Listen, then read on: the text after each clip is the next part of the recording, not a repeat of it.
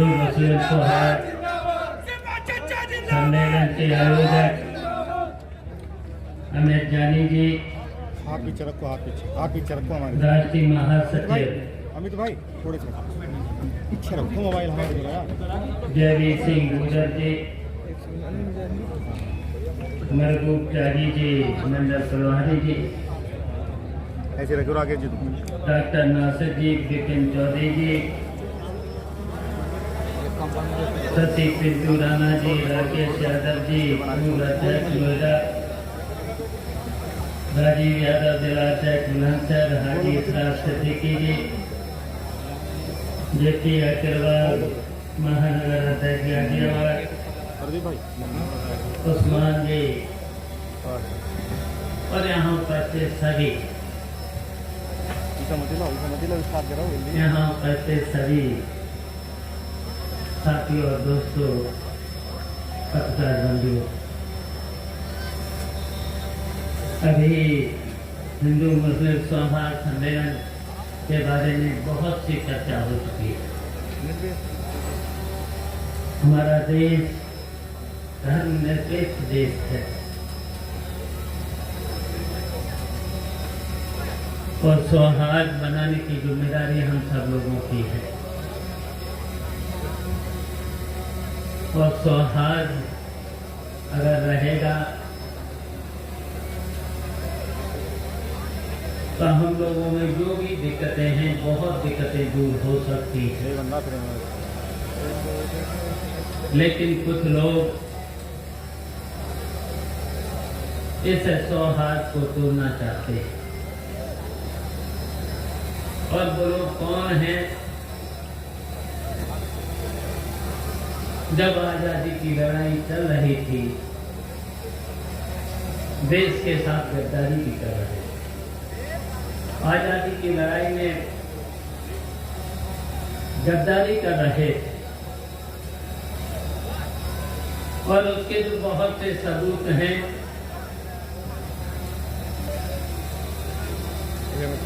जैसे महात्मा गांधी ने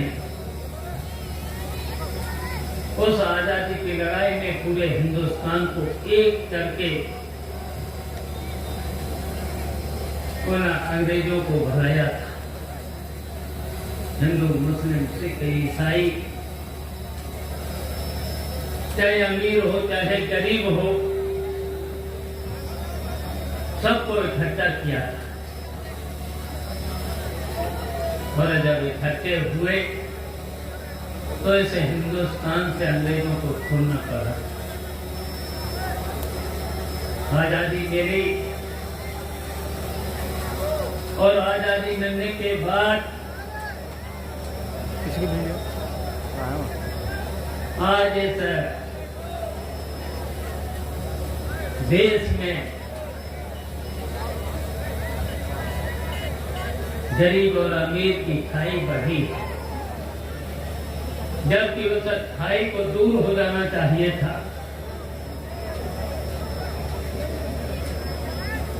और अभी आपने देखा होगा,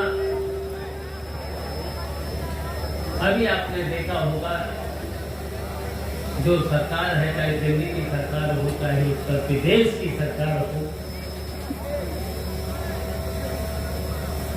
जो भी निर्णय लिए हैं, जो फैसले लिए हैं, वो फैसले इस देश की जनता के हित में नहीं है। वो फैसले केवल इस देश के पूंजीपतियों के हित के फैसले हैं। उदाहरण है, जैसे विकास इस देश का होता था, रेल विभाग है, जो रेलें हैं इस देश की फायदे की चीजें हैं।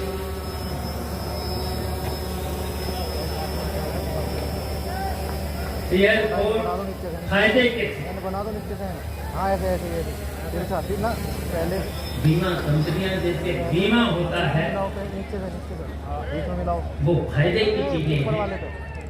क्रॉस में हाँ जितनी जितनी फायदे की चीजें थी कोई बात करो मैं तुम्हें बता दूं। सबका निजीकरण होता चला जाता, उद्योगपतियों के हवाले करते चले जा रहे हैं। और आपको याद होगा क्या क्या नारे दे दिए गए थे। सबसे पहले नारा भारतीय जनता पार्टी के लोगों ने, देश के प्रधानमंत्री से लेकर के भारतीय जनता पार्टी के लोगों ने सबसे पहले नारा कौन सा दिया बताइए? जैसी भारतीय जनता पार्टी की सरकार बनेगी, अच्छे दिन आएंगे, देश में राम राज आएगा। कहीं लग रहा है अच्छे दिन कहीं लग रहे। इस समय आपको देखने को मिल रहा होगा 3 महीने से ज्यादा हो गए इस देश का किसान,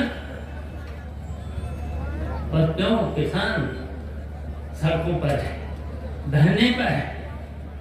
पूरे देश का किसान, कैसा कानून, और वो कानून जो काला कानून बने,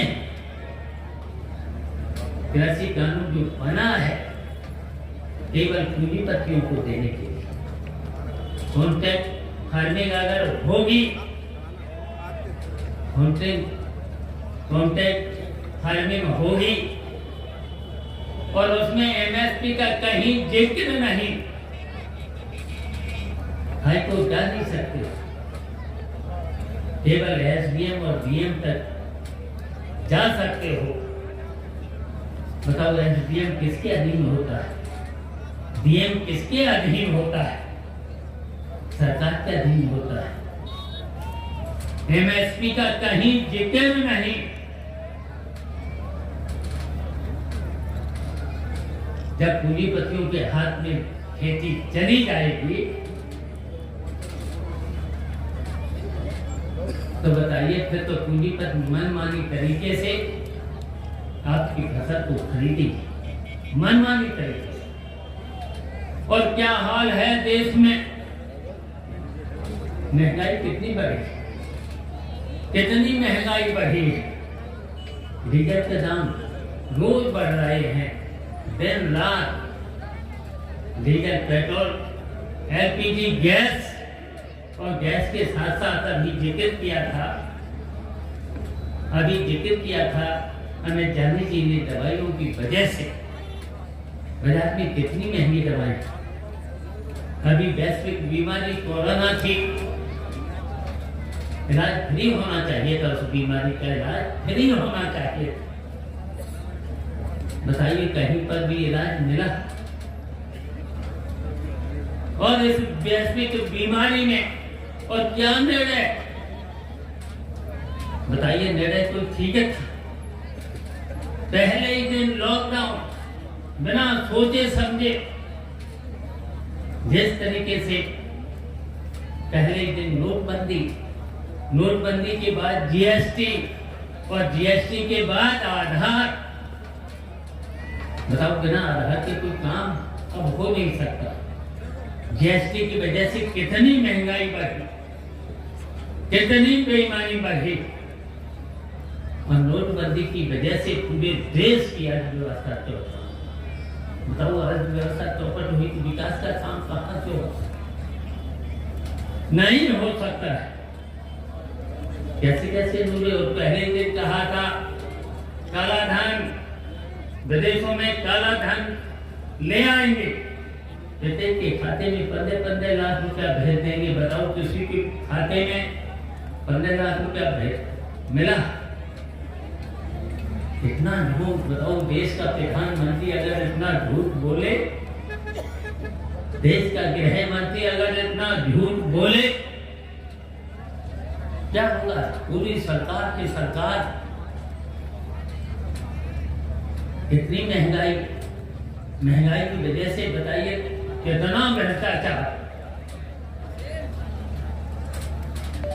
दिल्ली में भी दाम बढ़ रहे लगातार, दिल्ली पे छापे, पानी, नहरों में पानी नहीं, 4-4 महीना नहरों में पानी नहीं।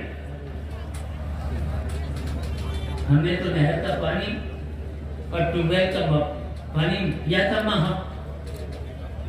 हमने राजस्व संहिता क्यों लागू की थी? बताओ तहसीलों में क्या हो रहा है, लेखपाल क्या कर रहे हैं, तहसीलदार क्या कर रहा है, डीएम क्या कर रहा है? कभी सुना था? IAS IPS कभी रिश्ते लेते थे, कभी झूठ बोलते थे।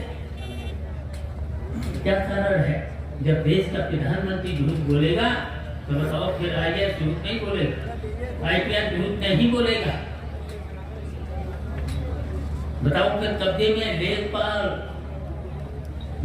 रोज गांव में, बताओ अगर सौहार्द बना रहे तो लेखपाल नहीं होने देगा, कभी कभी पैमाइश करने जाएगा।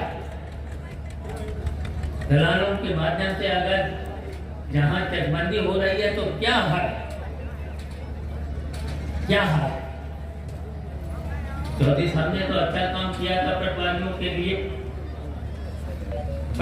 के लिए, मैंने भी राजस्व संहिता इसलिए लागू की थी, हमने 36 एक्ट किए थे, इसलिए किए थे कि किसी भी किसान को, किसी भी गरीब को, किसी अधिकारी के चक्कर न लगाने, सीधा सीधा न्याय उसके दरवाजे पर मिलेगा, किसी अधिकारी के चक्कर नहीं लगाने।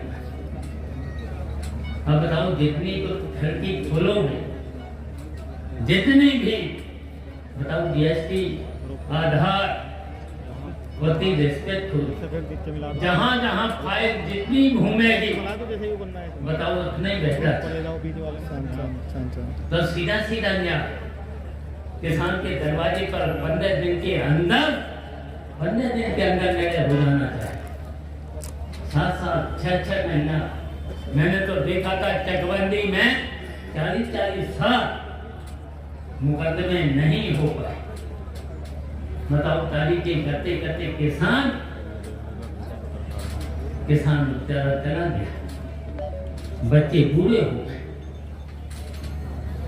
मैंने तो 45,000 मुकदमों में 2 साल के अंदर 40,000 मुकदमे खत्म किए थे। 30 साल पुराने मुकदमे, 40 साल मुकदमे, 5,000 बच्चे तो पता कर लेना। 5,000 मुकदमे एक सरकार ने 4 साल में खत्म नहीं कर, 4 साल में 5,000 मुकदमे, उसमें भी बेईमानी। मैंने तो ऐसा कानून बना दिया था और कहा था, आदेश दिए थे, अगर कहीं वकील नहीं जाता, कोई फरीक नहीं आता है तो उस अधिकारी को खेत पर जाकर के कोर्ट लगा करके, गांव में कोर्ट लगा करके फैसला दे दे। तब हुए थे 4,000 में 40,000 मुकदमे खत्म हुए।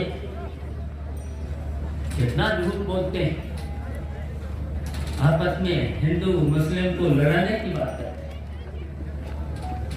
लड़ाने की बात, मंदिर मस्जिद पर लड़ाने की बात करते हैं, बढ़ाने की बात करते हैं। सौहार्द रहना चाहिए। हम तो कहेंगे सिवाल खास और हल्ला के लोगों से, पूरे क्षेत्र के लोग, हम तो कहेंगे अगर अमित जानी ने कोई गलती की है,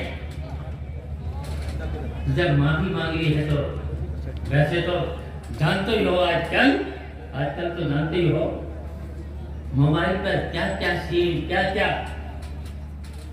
झूठी खबरें